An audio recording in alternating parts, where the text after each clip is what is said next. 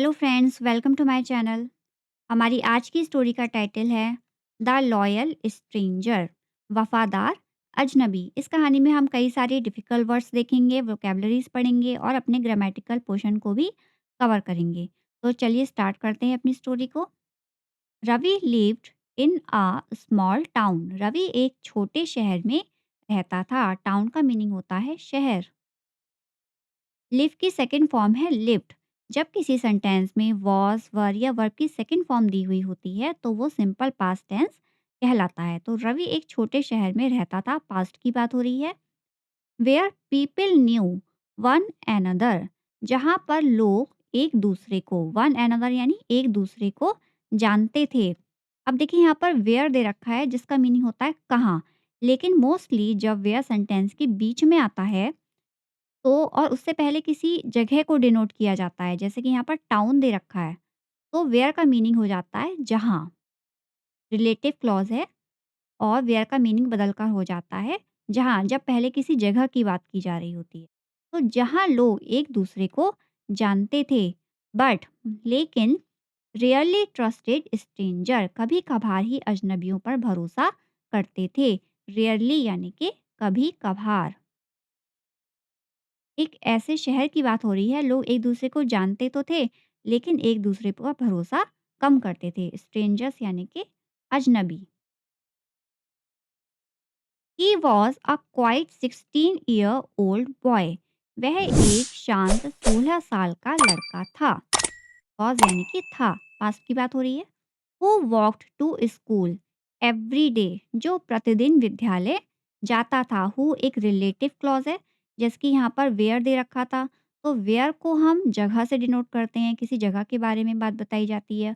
और who relative clause जब आता है तो वहाँ पर हम किसी पर्सन के बारे में बताते हैं, जैसे यहाँ हम रवि के बारे में बता रहे हैं। हु वॉक टू स्कूल, जो रोज स्कूल जाता था।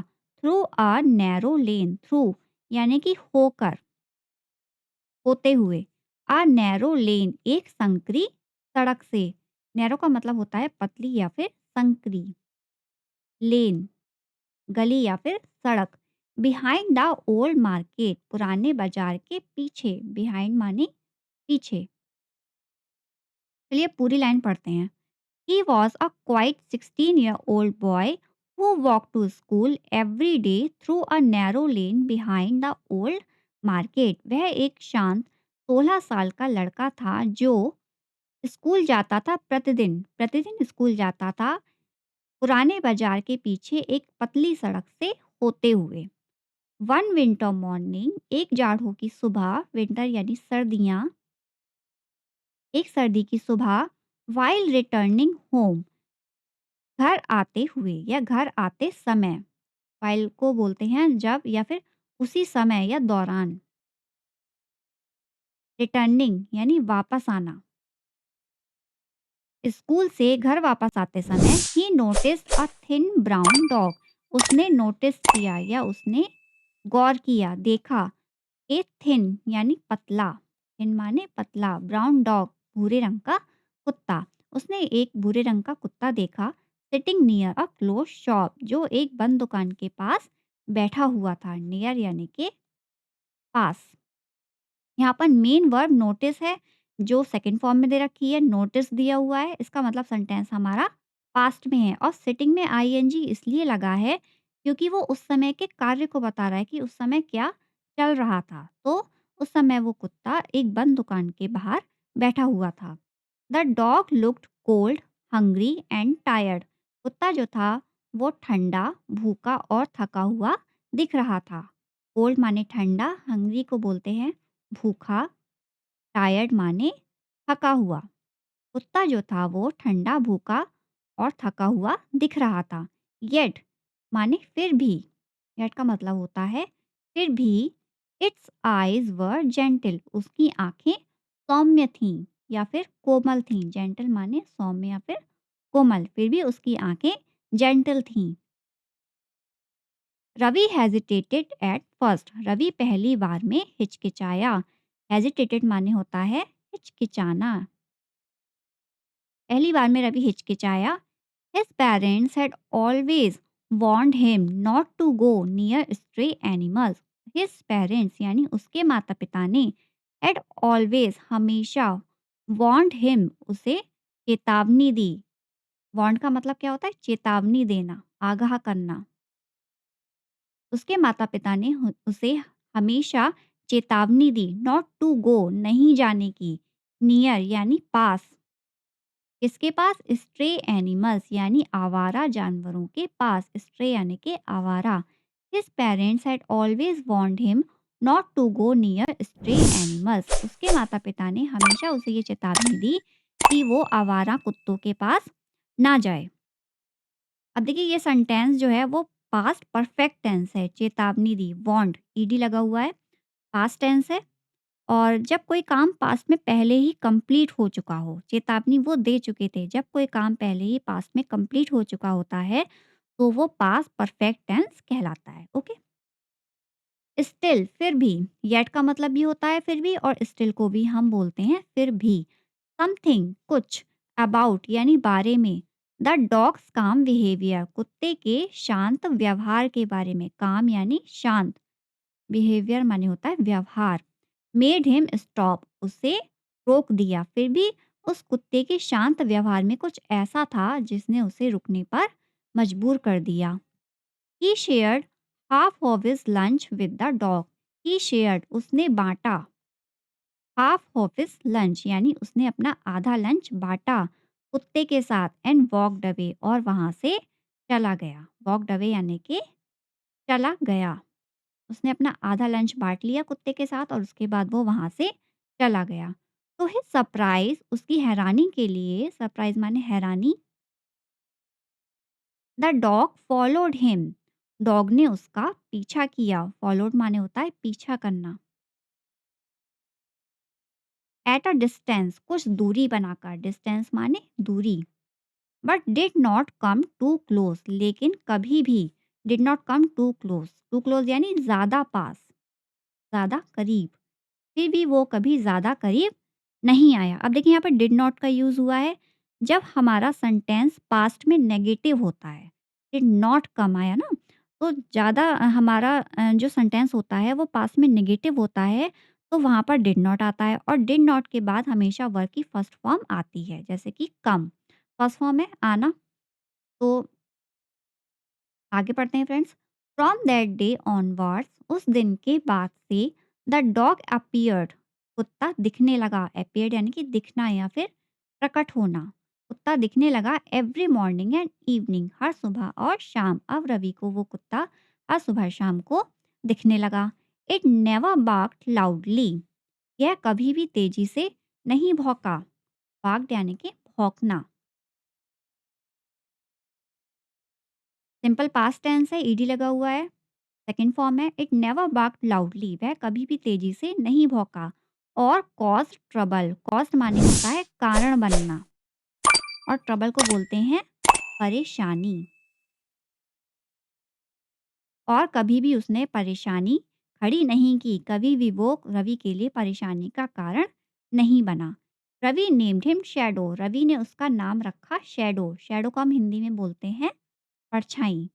क्योंकि वो कुत्ता रवि के साथ साथ ही आता जाता रहता था, इसलिए रवि ने उसका नाम रख दिया शैडो।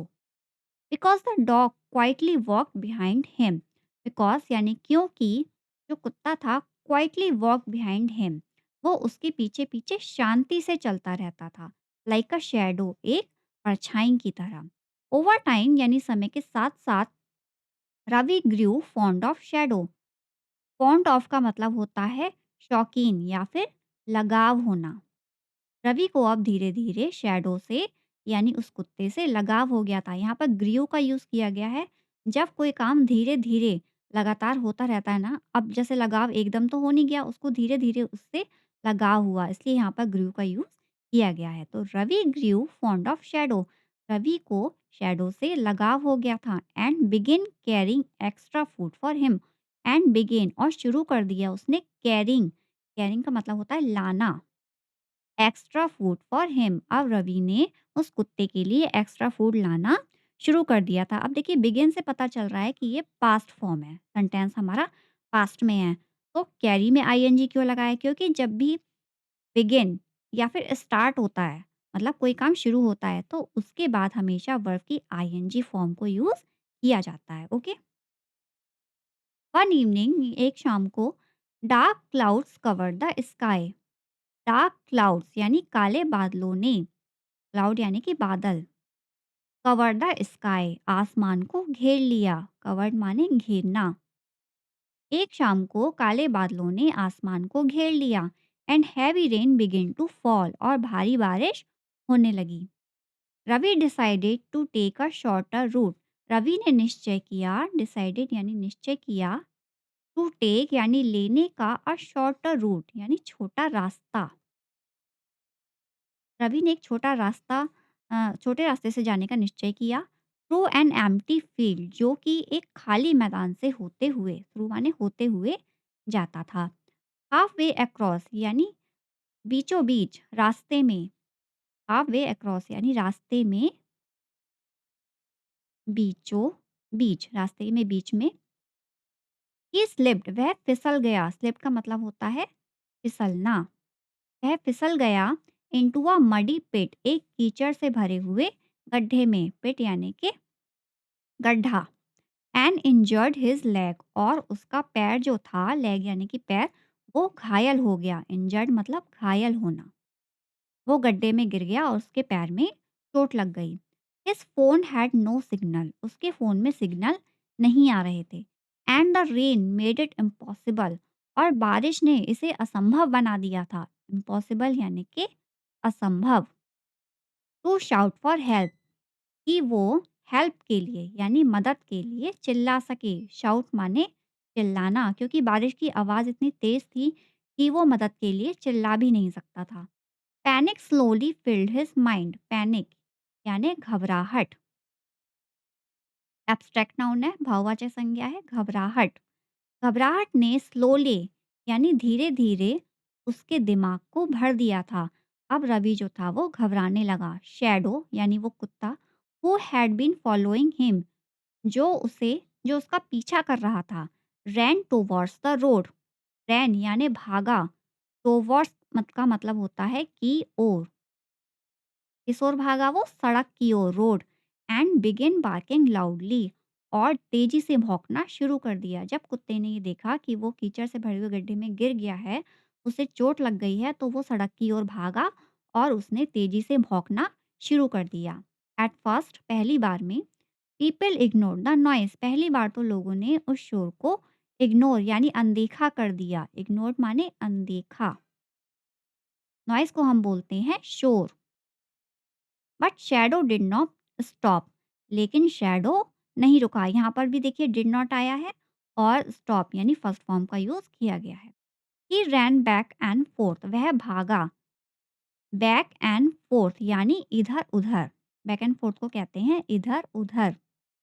वह इधर उधर भागा between the road and the field, सड़क और मैदान के बीच में। बार्किंग एंड पुलिंग, भौंक रहा था वो। एंड पुलिंग, पुलिंग माने खींचा, पुलिंग माने होता है खींचा। एट पासर्स बाय कोर्ट, एक वहां से गुजरने वाले के कोर्ट को। पासर्स बाय यानी वहां से गुजरने वाला। कुत्ता जो था वो इधर-उधर मैदान और सड़क के बीच में भागने लगा, भौंका और वहां से गुजरने वाले का कोट वो खींचने लगा। फाइनली यानी आखिरकार, a shopkeeper follow the dog, एक दुकान वाला, शॉपकीपर यानी दुकान वाला, उस कुत्ते के साथ गया।